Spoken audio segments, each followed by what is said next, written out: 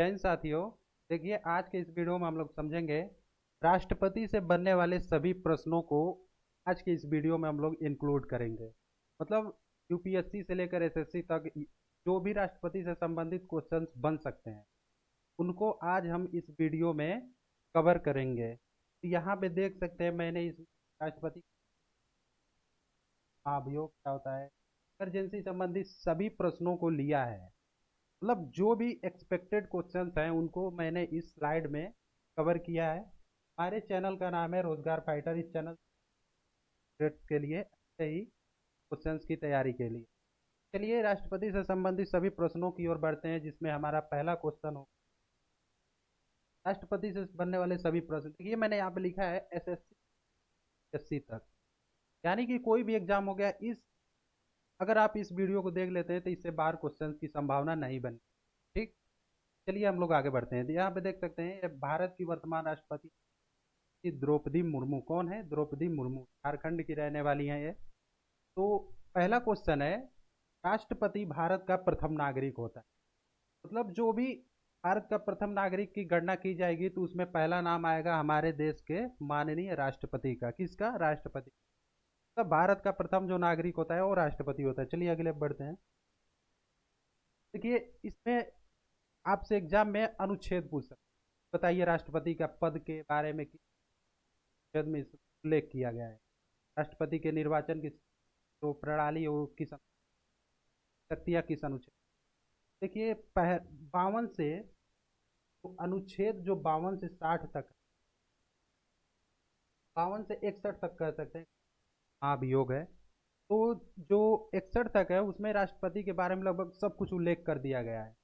तो पहला है राष्ट्रपति का पद, अनुच्छेद 52 है राष्ट्रपति का पद। इसी तरह हम लोग बढ़ते चलेंगे 52, 53, 54, 55, 56, 57, 58, 60, 61 ज़्यादा जरूरी नहीं, मैंने नहीं लिखा। तो 52 में है राष्ट्रपति का पद। देखिए भारत में जो राष्ट्रपति का जो पद होता है वो बहुत ही सम्मानशील और वरिष्ठता का पद होता है। का पद होता है सम्मानशील का पद होता है। भारत में राष्ट्रपति का जो पद होता है बहुत ही सम्मानशील और वरिष्ठता का पद होता है। चलिए आगे बढ़ते हैं। अनुच्छेद 53 के बारे में देखेंगे आप लोग। अनुच्छेद 53 में यह बताया गया है कि राष्ट्रपति के कार्य और उसकी शक्तियां क्या होती हैं। राष्ट्रपति के कार्य और उसकी शक्तियों के बारे में कहाँ बताया गया है? अनुच्छेद 53 में। देखिए जो भी कार्यपालिका की जो भी शक्तियां होती हैं, कार्यपालिका की आपके राष्ट्रपति में, राष्ट्रपति मैं बताना चाहूंगा कि जो राष्ट्रपति होते हैं वो कार्यपालिका के नाम मात्र कार्यवाहक होते हैं। जो मेन हेड होता है, तो संपूर्ण कार्य संचालित होता है वो पीएम होता है। ये बस नाम मात्र के कार्यपालिका के हेड होते हैं राष्ट्रपति। आगे बढ़ते हैं। अनुच्छेद 54 में यह बताया गया है कि राष्ट्रपति का निर्वाचन और इसमें कौन कौन भाग लेते हैं। राष्ट्रपति का निर्वाचन कैसे होता है, तब उसमें कौन कौन से भाग लेते हैं राष्ट्रपति का निर्वाचन। और एक बात और जान लीजिए, राष्ट्रपति का कभी भी चुनाव नहीं होता है, हमेशा उसका निर्वाचन होता है। क्या होता है? हमेशा राष्ट्रपति का निर्वाचन होता है। चुनाव आपका पीएम हो गया, मुख्यमंत्री हो गया, सांसद हो गया, एमएलए हो गया, इन सब का चुनाव होता है। राष्ट्रपति का हमेशा निर्वाचन होता है। एग्जाम में आप लोग ध्यान रखेंगे, अगर कहीं भी चुनाव आ जाएगा तो वहां पर समझ लीजिएगा एरर है कुछ, यानी कि राष्ट्रपति का क्या होता है? निर्वाचन होता है। यहाँ पर मैंने लिखा भी है राष्ट्रपति का सदैव निर्वाचन होता है, चुनाव नहीं। देखिए अगले में है, अगला पॉइंट है, राष्ट्रपति के निर्वाचन में लोकसभा, राज्यसभा, विधानसभा तथा दिल्ली और पुदुचेरी के निर्वाचित सदस्य ही भाग लेते हैं। अर्थात इसमें जो विधान परिषद होता है वो इंक्लूड नहीं होता है राष्ट्रपति के निर्वाचन में। तो राष्ट्रपति के निर्वाचन में लोकसभा, राज्यसभा, विधानसभा, दिल्ली और पुदुचेरी के निर्वाचित सदस्य ही भाग लेते हैं। ये अनुच्छेद 55 की तरफ बढ़ते हैं। ये बताया गया है कि राष्ट्रपति के निर्वाचन की रीति, मतलब राष्ट्रपति का निर्वाचन होता कैसे। देखिए जो राष्ट्रपति का निर्वाचन होता है वो समान अनुपातिक प्रतिनिधित्व प्रणाली द्वारा होता है। इसका मतलब हम लोग कह सकते हैं एक गुप्त रीति द्वारा होता है। रीति द्वारा होता है, गुप्त रीति द्वारा राष्ट्रपति का निर्वाचन होता है। यहाँ पे फिगर में आप लोग देख सकते हैं कि प्रत्येक उम्मीदवार आकर के यहाँ पे चुनाव मतलब निर्वाचन में अपना वोट देता है राष्ट्रपति के उम्मीदवार को। मैं बताना चाहूँगा कि निर्वाचन होता कैसे है। देखिए, इसमें वरीयता के माध्यम से निर्वाचन होता है। वरीयता, मान लीजिए अगर राष्ट्रपति के 4 उम्मीदवार हैं, उम्मीदवार ए, बी और डी, तो ये बताइए वरीयता का क्रम ये होता है, जैसे कि मैं गया वोट देने कि मैं चाहता हूँ पहले ए बने राष्ट्रपति, उसके बाद मैं चाहता हूँ बी बने, यानी कि मेरा प्रथम वरीयता ए को रहेगा, तो इस प्रकार से दिया, फिर सी बने, फिर डी बने। प्रथम वरीयता और दूसरी वरीयता देखा जाता है।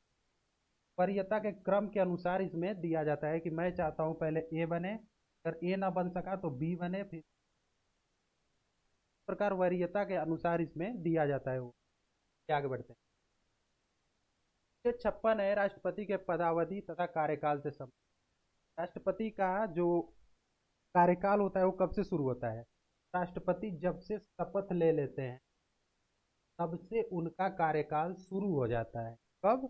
जब से वो शपथ ले लेते हैं तब से उनका कार्यकाल शुरू हो जाता है और अगले 5 वर्षों तक काल होता है। तो राष्ट्रपति का कार्यकाल कितना? 5 वर्ष तक होता है। कहाँ बताया गया? 56 में बताया गया। क्या बढ़ते हैं? अनुच्छेद 57 देखेंगे आप लोग। अनुच्छेद 57 में क्या बताया गया? अनुच्छेद 57 में ये बताया गया है राष्ट्रपति का पुनर्निर्वाचन। राष्ट्रपति का है अनुच्छेद 57 में ये कहा गया है कि कोई भी व्यक्ति या राष्ट्रपति कितनी बार भी चुनाव लड़ सकता, कोई सीमा नहीं है। यानी कि अगर एक उम्मीदवार राष्ट्रपति बन जाता है, अपनी मर्जी का मालिक है वो, अगर एक बार और चुनाव लड़ना चाहता है तो लड़ सकता है। और यहाँ पे एक फैक्ट है कि सब लंबे समय तक राष्ट्रपति डॉक्टर राजेंद्र प्रसाद 2 बार थे, 1948 से 62 तक। तो जानते जी 2 बार, यानी कि ये 2 बार, यानी कि 2 बार चुनाव भी जीते। इसका मतलब यही है कि राष्ट्रपति का पुनर्निर्वाचन, अगर कोई आदमी 2 बार राष्ट्रपति बनना चाहता है बन सकता है लड़ करके। आगे बढ़ते हैं। अनुच्छेद 58 में राष्ट्रपति के पद के लिए योग्यता, अगर आप राष्ट्रपति बनना चाहते हैं तो आपके अंदर क्या क्या योग्यता होनी चाहिए ये बताएं। पहला है वो भारत का नागरिक हो, दूसरा है वो 35 वर्ष की अवस्था पार कर लेगा और लोकसभा का सदस्य बनने योग्य हो और किसी लाभ पद पर ना हो। तो ये यही है। तो हर किसी भारतीय में तो स्पेशल गुण क्या होता है राष्ट्रपति? क्या आपके अंदर ये होना चाहिए, निर्वाचन मंडल में कम से कम 50 आपके प्रस्तावक होने चाहिए। यानी कि जो निर्वाचन मंडल आपके चुनाव में भाग लेगा आप राष्ट्रपति के, 50 आपके प्रस्तावक होना चाहिए, 50 आपके अनुमोदक, तब आप लड़ सकते हैं राष्ट्रपति। अन्यथा अगर आप इन क्राइटेरिया को पार करते हैं ना तो हर कोई भारतीय योग्य होता है। ये क्राइटेरिया भी आपको पार करना होगा, 50 प्रस्तावक और 50 अनुमोदक आपके होने चाहिए निर्वाचक मंडल। देखिए, राष्ट्रपति के अगर आप राष्ट्रपति का चुनाव लड़ना चाहते हैं तो आपको 15,000 रुपए की जमानत राशि आरबीआई जमा करना पड़ेगा। और ये जो राशि होती है आरबीआई या कह सकते हैं सरकारी बैंक में जमा होती है। अगर आप चुनाव जीत जाते हैं ये राशि आपको वापस कर, और अगर आप कहीं अगर चुनाव हार जाते हैं तो ये राशि जब्त कर ली जाती है। जैसे मान लीजिए वोट है, 6 भाग अगर वोट पड़ा है, अगर इसका अब 1/6 अगर 6वां भाग अगर नहीं ला पाते हैं, आपकी राशि जब्त कर ली जाएगी। क्या कर ली जाएगी? जब्त कर।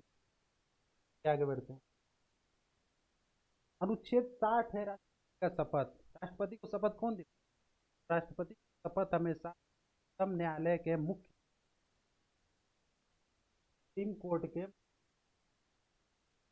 और यहाँ पर एक है यदि किसी कारणवश अगर मुख्य न्यायाधीश न बदले, वरिष्ठ न्यायाधीश यानी तो उनके सहायक न्यायाधीश जो होते हैं वो शपथ दिलवा सकते हैं कि राष्ट्रपति अगर किसी कारणवश न रहे हैं, वरिष्ठ न्यायाधीश आपको शपथ दिला सकते हैं। तो देख सकते हैं आप लोग फिगर में जैसा कि आप लोग द्रौपदी को हमारे देश जस्टिस ऑफ इंडिया, आगे बढ़ते हैं। अनुच्छेद 61, अनुच्छेद 61 ये बताता है कि राष्ट्रपति में महाभियोग कैसे लगा। अर्थात अगर संसद में राष्ट्रपति संविधान के अनुरूप न चल रहे हों तो उन पर महाभियोग प्रक्रिया के द्वारा उनको पद से वंचित किया जा सकता है। यहाँ पे लिखा जा सकता है संसद का जो महाभियोग है, राष्ट्रपति का जो महाभियोग है संसद के किसी भी सदन में लाया जा सकता है, चाहे तो आप लोकसभा में लाइए, राज्यसभा में।